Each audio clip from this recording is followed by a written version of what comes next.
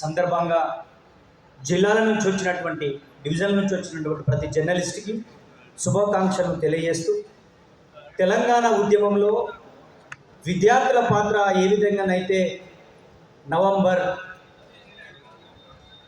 2009 నవంబర్లో ఏదైతే progressive media సెంటర్లో ఓయూజేఏసీగా ఒక ప్రెస్ మీట్ పెట్టాం మేము నవంబర్ 18వ తారీఖున. అది ఇక్కడనే ఉన్నాడు రమేష్ హజారన్న. విద్యార్థి జేఏసీ ఏర్పడ్డ తర్వాత ఈరోజు ఈ వేదిక పైన ఉన్నటువంటి అన్ని జేఏసీలకి ఉస్మాన్ యూనివర్సిటీ పునాదైనందుకు మాకంత సంతోషం ఉందన్న విషయాన్ని గుర్తు చేస్తాం.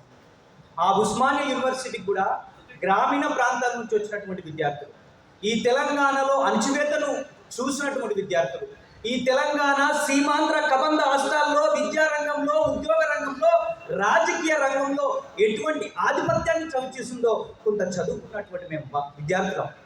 అల్లం నారాయణ సారు ప్రాణహిత రాస్తే, అదేవిధంగా మా పాశమన్న, ఇక్కడున్న కె శ్రీనివాస్, గంటా చక్రపాణి, మల్లెపల్లి లక్ష్మయ్య వాళ్ళు రాసిన ఆర్టికల్ని, తెలంగాణ ఆవశ్యకతని 14 విద్యార్థి సంఘాలు వివిధ భావాజాలతో ఉన్నప్పటికీ తెలంగాణ లక్ష్యం కేంద్రంగా అందులో లెఫ్ట్ విద్యార్థి సంఘాలు ఉన్నాయి, బహుజన విద్యార్థి సంఘాలు ఉన్నాయి, దళిత విద్యార్థి సంఘాలు ఉన్నాయి, గిరిజన విద్యార్థి సంఘాలు ఉన్నాయి. వాళ్ళందరం ఏకమై మేము ఆర్ట్స్ కాలేజ్ నుంచి ఎన్సీసీకి నవంబర్ 29న కేసీఆర్ గారు ఆమరణ నిరాహార దీక్ష చేస్తుందంటే మేము కూడా ర్యాలీగా వెళితే ఆ ఎన్సీసీ దగ్గర మమ్మల్ని లాఠీ చార్జ్ చేసి మమ్మల్ని మలక్పేట్ పిఎస్కి తరలించినటువంటి విధానం అంతా గుర్తుకొస్తూ ఉంది.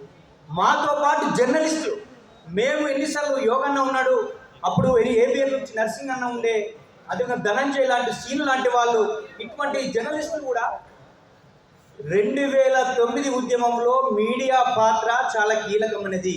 69 ఉద్యమంలో ఏ మీడియా ఉందో మాకు తెలియదు, కానీ మీడియాలో మన తెలంగాణ వాళ్ళు, మీడియాలో మాతో పాటు దెబ్బలు తిన్న వాళ్ళు ఈరోజు ఈ 25 సంవత్సరాలుగా ఒక అల్లం నారాయణ సార్ కిందనే ఆ యొక్క జర్నలిస్ట్ ఫోరం నడుస్తుందంటే ఎంత క్రమశిక్షణ, ఎంత నిజాయితీ, ఎంత నిబద్ధత, ఎంత కార్యదీక్ష, ఎంత భవిష్యత్ కార్యాచరణ ఉంటే సార్ నాయకత్వం నడుస్తుందో అలా జేఏసీలన్నీ ఏర్పడడానికి ప్రధాన కారణం తెలంగాణ ప్రజలు. ఈ తెలంగాణ రాష్ట్రం రావాలని కోరుకున్నవారు. మరి 10 సంవత్సరాల్లో తెలంగాణ ప్రజల ఆకాంక్షలు నెరవేరినాయా? ఈ 16 నెలల కాంగ్రెస్ పరిపాలనలో ఆ తెలంగాణ ప్రజల ఆకాంక్షలు నెరవేరినా ఒకసారి రివ్యూ చేయాల్సిన అవసరం ఉందని మేమైతే భావిస్తా ఉన్నాం. మేము ఆ రోజు అనుకున్నాం, విద్యార్థులుగా మేము లాఠీ దెబ్బలు ఎందుకు తింటున్నారు, ఎందుకు ఉద్యమంలో ఉన్నారంటే మాకన్నా ముందు మా ఉస్మానియాలో తెలంగాణలో ఎంతోమంది ప్రాణత్యాగం చేశారు. మేము చదువుకున్న విద్యార్థులుగా ఈ తెలంగాణ వస్తే మా తెలంగాణలో ఉన్న అన్ని వర్గాలకి అన్ని రంగాలలో విద్య, ఉద్యోగము, భూమి, పరిశ్రమలలో, రాజకీయ రంగంలో సమానమైన వాటా వస్తుందని చదివిన వాళ్ళుగా, ఉద్యమించిన వాళ్ళుగా 150 కేసులు పెట్టుకున్న ఒక తెలంగాణ బిడ్డగా మేమందరం ఆ ఉద్యమంలో ఉన్నాం. ఆ స్పిరిట్ మళ్ళీ మొదలు కావాల్సిన అవసరం ఉంది. తెలంగాణలో ఏ సమస్యలు మిగిలి ఉన్నాయి, తెలంగాణ ఎటువంటి తెలంగాణ కోరుకున్నాం, ఎటువంటి తెలంగాణ పరిపాలన నడిచింది, ఒకసారి తెలంగాణ పదం వింటే మనకు రోమాలు నిలబడతా ఉన్నాయి. తెలంగాణ జర్నలిస్ట్ ఫోరం, మరి మన తెలంగాణలో పుట్టిన పార్టీకి తెలంగాణ పదాన్ని తీసేసినప్పుడు ఎందుకు మనం జర్నలిస్టులుగా, ఉద్యమకారులుగా, వివిధ విద్యార్థి సంఘాలుగా మాట్లాడాల్సిన అవసరం ఉంటుందేమో ఒకసారి ఆలోచించమని నేనైతే చెప్తా ఉన్నాను.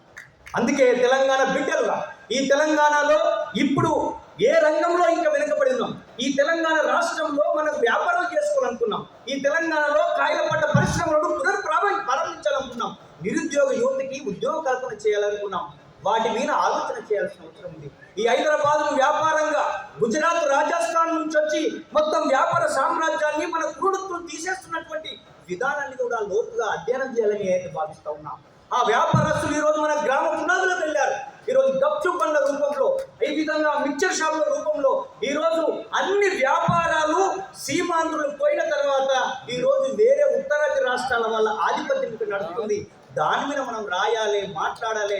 మనమందరం జర్నలిస్టులుగా, విద్యార్థులుగా ఉన్న రాజకీయ వేదిక మీద మొత్తం నాకు ఎంత సంతోషం అనిపిస్తుందంటే ఈ వేదిక మీద అన్ని సంఘాల చేసి ఉంది, అన్ని జర్నలిస్టులు వచ్చారు, అదేవిధంగా ఉద్యోగ సంఘాల చేసి వచ్చింది, అడ్వకేట్ చేసి వచ్చింది, విద్యార్థి నాయకులు వచ్చారు, అదేవిధంగా జర్నలిస్టులు వచ్చారు. దయచేసి తెలంగాణ మరి ఏం చేయాలో ఒక దిశను నిర్దేశించిన ఇటువంటి సమావేశాలు, సదస్సులు జర్నలిస్టుల ఆధ్వర్యంలో జరగాలని, అది ముఖ్యంగా అల్లం నారాయణ సారు మాకందరికి కూడా అల్లం పద్మమ్మ మా ఉస్మాన్ యూనివర్సిటీలో మా బిడ్డలకు లాఠీ దెబ్బలు తగులుతున్నాయి, రోజు కొంతమంది అరెస్ట్ అయిపోతా ఉన్నారని మా దగ్గరికి వచ్చి అల్లం పద్మమ్మ మాకు అమ్మగా అన్నం పెట్టిన ఫోటో అవన్నీ గుర్తుకొస్తా ఉన్నాయి. దయచేసి అమ్మల సంఘం పెట్టి మొత్తం ఆ తల్లులతోటి మా విద్యార్థులతో ఫిబ్రవరి 14 ప్రేమికుల రోజు మా విద్యార్థుల పైన లాఠీ చార్జ్ చేసి మా విద్యార్థులను కూడా లాఠీ చార్జ్ చేస్తే వాళ్ళందరూ హాస్పిటల్లో పడినటువంటి పరిస్థితి. అంటే తెలంగాణ రాష్ట్రాన్ని సాధించడంలో ఏ ఒక్క రాజకీయ పార్టీ పాత్ర లేదు. మేమందరం విద్యార్థి చేసి ఏర్పడిన తర్వాతనే పొలిటికల్ చేసి ఏర్పడ్డది. ఎందుకంటే గ్రామ పునాదులకి ఏ ఒక్క రాజకీయ పార్టీలు రానియలే. మంత్రులు నాగం జనార్దన్ రెడ్డిని ఆర్ట్స్ కాలేజ్ ముందుకు వస్తే ఉద్దిచ్చి కొట్టినటువంటి పరిస్థితి అక్కడ కనబడ్డది గోయూరు. అదందరూ ప్రజా ఉద్యమకారులుగా 1200 మంది విద్యార్థులు ప్రాణతర్పణ చేశారు. మా కళ్ళను బట్టినే వేణుగోపాల్ రెడ్డి, ఇషాంత్ రెడ్డి, సాయి కుమార్, ఇటువంటి సిరిపురం యాదయ్య లాంటి వాళ్ళు ఎల్బీ నగర్లో ప్రాణతర్పణ చేసినటువంటి పరిస్థితి. 69 ఉద్యమంలో ఏ విధంగా ప్రాణతర్పణ చేశారో 2009లో విద్యార్థుల పాత్ర ఉంది. ఈ విద్యార్థుల పాత్రను గుర్తించి ఈరోజు మీ 25వ సంవత్సరం సందర్భంగా మనం పిలిచినందుకు పేరు పేరున మీకు ప్రత్యేకమైన కృతజ్ఞత తెలియజేసుకుంటూ ముగిస్తా ఉన్నాను. జై తెలంగాణ, జై తెలంగాణ, జోహార్ తెలంగాణ. మన వీరులకు జోహార్ జోహార్. కొనసాగిస్తాం మన వీరుల ఆశయాలను. కొనసాగిద్దాం. Thank you very much. Thank you Bhaskar. మళ్ళీ ఒకసారి